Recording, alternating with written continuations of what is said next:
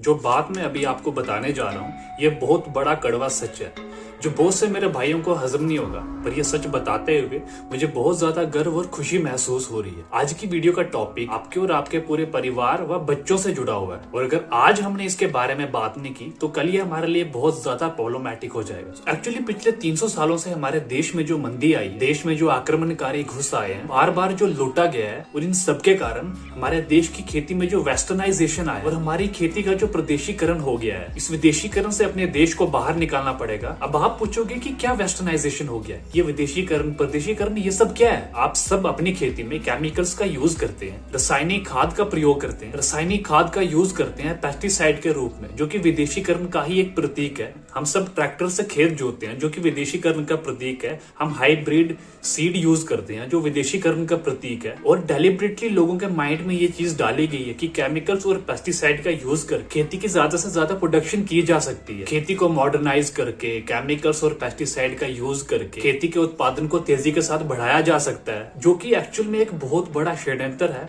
भारत को आर्थिक रूप से गिराने का। आपको मैं बता दूं कि ट्रैक्टर से लगातार खेत जोतने के कारण खेत की मिट्टी खराब हो जाती है। मिट्टी में जो नमी है, मिट्टी की जो मुलायम सतह है, मिट्टी में जो नरमी है, वो सब बर्बाद हो जाती है, तबाह हो जाती है ट्रैक्टर चलाते चलाते। सिमिलरली केमिकल्स का ज्यादा से ज्यादा यूज करने के कारण खेत का पूरी तरह से सत्यानाश हो जाता है। आप जानते हैं हमारे देश में हजारों एकड़ जमीन बर्बाद हो गई है, जहाँ पर भयंकर तरीके से रासायनिक खाद का इस्तेमाल किया जाता है, मोस्ट इफेक्टेड केमिकल्स का यूज किया जाता था। आप जाइए ये देख के आइए, पंजाब में, हरियाणा में, उत्तर प्रदेश में, मध्य प्रदेश में, गुजरात में, इन इलाकों में रासायनिक कीटनाशकों का इस्तेमाल बहुत अधिक मात्रा में किया जाता था। इन सब इलाकों की हजारों एकड़ जमीन पूरे तरीके से बर्बाद होती जा रही है। एक जमाने में ऐसा लगता था कि कीटनाशकों का इस्तेमाल करके खेती के उत्पादन को बहुत अधिक मात्रा में बढ़ाया जा सकता है, बल्कि असल में ये बढ़ नहीं रहा, बल्कि दिन ब दिन कम होता जा रहा है। हमारे देश में एक बहुत बड़ी रिसर्च ऑर्गेनाइजेशन है जिसका नाम है Indian council of agriculture research. इन वैज्ञानिकों ने जो रिसर्च की है,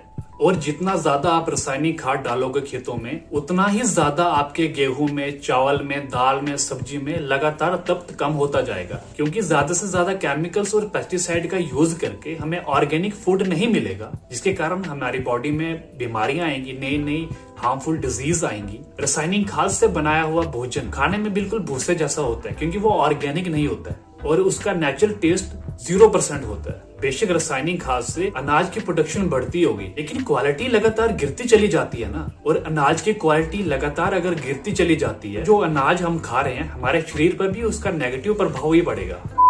रासायनिक दवाओं का केमिकल्स वाला भोजन जो हम खाते हैं, हम जो दालें खाते हैं, हम जो अनाज खाते हैं, उसमें केमिकल्स पेस्टिसाइड की मात्रा इतनी ज्यादा होती है कि माँ जो बच्चे को दूध पिलाती है उसमें भी अब जहर आ रहा है और छोटे बच्चे बचपन से जहर पी रहे हैं माताओं के दूध के साथ। इतना भयंकर दुष्परिणाम हो रहा है केमिकल्स का, और इस रासायनिक खाद के लगातार प्रयोग के साथ इतने भयंकर दुष्परिणाम देखने को मिल रहे हैं, जिससे तमाम तरह की बीमारियां बढ़ती चली जा रही। नई से नई भयंकर बीमारियां इस देश में बढ़ती चली जा रही हैं, जिनका नाम भी हमने कभी सुना नहीं था। कैंसर जैसी भयंकर बीमारी जिसका नाम लेने से भी लोग डरते हैं, वो इतने बड़े पैमाने पर फैल गई है। लिटरली आज से 20-25 साल पहले कोई ये जानता भी नहीं था कि कैंसर नाम की भी कोई चीज होती है, कोई बीमारी होती है जो किसी का पूरा घर तबाह कर सकती है, पूरा डिस्ट्रॉय कर सकती है। और ये सब कहाँ से आ रहा है? हमारे अनहेल्थी और अनहाइजीनिक फूड खाने से ही तो आ रहा है। हर बड़ी से बड़ी बीमारी छोटी छोटी गलतियों की वजह से आती है।